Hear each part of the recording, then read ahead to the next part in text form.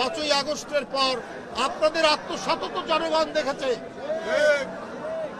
আমরা হাসিনার আমলে দেখেছি চাপাতি লীগ, হেলমেট লীগ, বন্দুক লীগ, আবার জনগণ তো এটাও জানে খুর লীগ এবং খুর পার্টি এবং পায়ের রক কাটা পার্টি।